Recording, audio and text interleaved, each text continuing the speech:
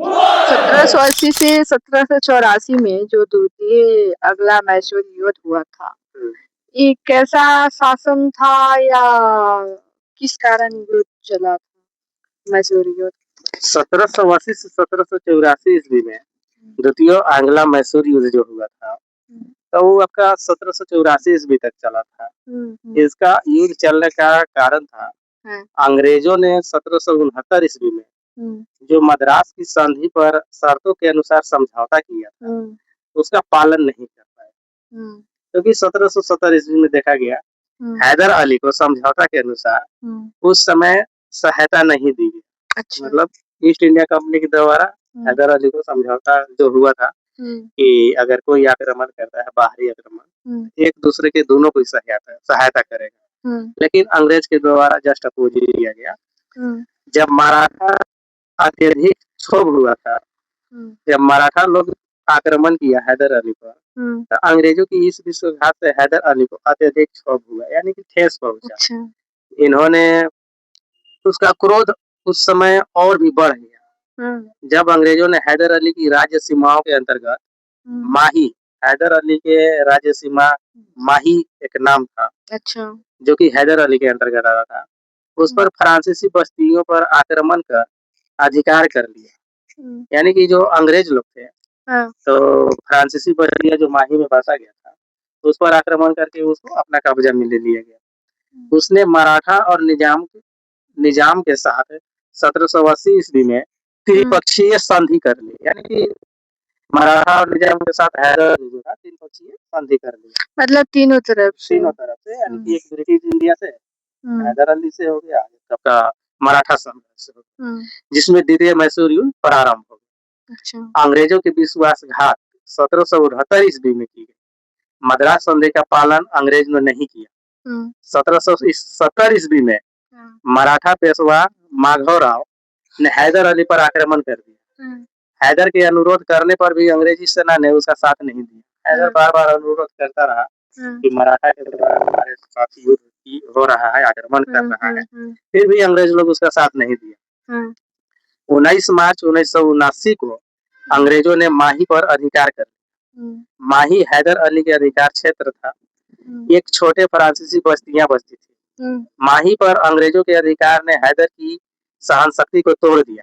अच्छा। हैदर अली जब अंग्रेज से लड़ना अपरिहार्य हो गया, फरवरी 1780 ईस्वी में हैदर अली अंग्रेजी विरोध गुट में शामिल होकर 1780 ईस्वी में लगभग 80,000 आदमियों एवं बंदूकधारियों से युक्त सेना को लेकर कर्नाटक के मैदान में पहुंच गया और साधारण सी झपड़ में कर्नल बेली के नेतृत्व में अंग्रेजी सेना के हराते हुए अकार्क पर अधिकार कर लिया। किस पे अधिकार कर लिया?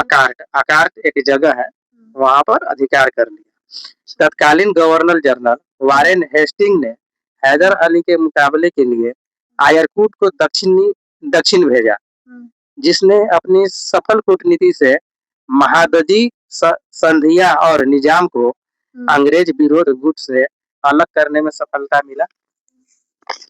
और गुट के बिखर जाने पर भी हैदर अली के उत्साह में कोई कमी नहीं हुआ। यानी कि जो हैदर अली के संगठन था, उसको जो बिखराया गया, उसको बिखरने के बाद भी इसके ऊपर कोई प्रभाव नहीं पड़ा। ये उत्साह में था, खुशी में ही था। अच्छा। वह डट कर अंग्रेजों का मुकाबला करता रहा। परंतु 1781 ईस्वी में सर आयरकूट द्वारा हैदर अली पोर्टो नोवो में पराजित कर दिया गया। यानी कि पोर्टो नोवो जो युद्ध हुआ, जगह के नाम है, वहां पर सर आयरकूट द्वारा हैदर अली को पराजित कर दिया गया। फिर पराजय मिलने के कारण हैदर अली मानसिक क्षति के कारण 7 दिसंबर 1782 ईस्वी को हैदर अली की मृत्यु हो गई।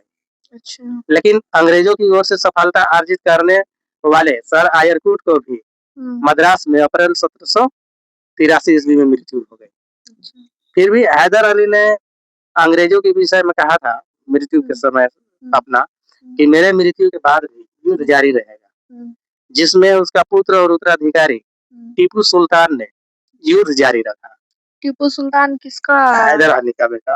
अच्छा। और उत्तराधिकारी हैदर अली के मरने के बाद उत्तराधिकारी बना, तो उन्होंने युद्ध को जारी रखा, जो बेदनूर पर अंग्रेजों के आक्रमण को असफल करके मंगलोर जा घेरा, यानी कि बेदनूर जगह है, वहां पर अंग्रेजों द्वारा युद्ध करके उसको हराया।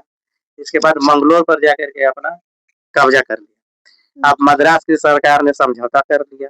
मद्रास की जो सरकार था उस समय वो टीपू सुल्तान से समझौता किया कि आगे युद्ध बढ़ाना उसके सामर्थ्य के बाहर है, यानी कि आगे युद्ध बढ़ाना उसके अपने आप से समृद्ध नहीं हो पा रहा था। अच्छा। तो उसने 1784 ईस्वी में संधि कर दी, जो मंगलोर की संधि कहलाती है। अच्छा। और जिसके आधार पर दोनों पक्षों ने एक दूसरे के भूभाग को वापस कर दिया, यानी कि मद्रास जो गवर्नमेंट रखा था और टीपू सुल्तान जो रखा था, तो जिसका जिसका जो क्षेत्र था वो क्षेत्र को एक दूसरे के समझौता करके मंगलोर समझौता पर वापस कर लिया गया। तो हम लोग अगले वीडियो लेकर के आएंगे 1781 का संशोधन अधिनियम, कि किस प्रकार से संशोधन हुआ और किस अधिनियम को देखते हुए किया गया था। तो ये वीडियो के देखने के लिए इससे पहले का वीडियो को देखें, तब जाकर के ये वीडियो संपूर्ण रूप से समझ में आया।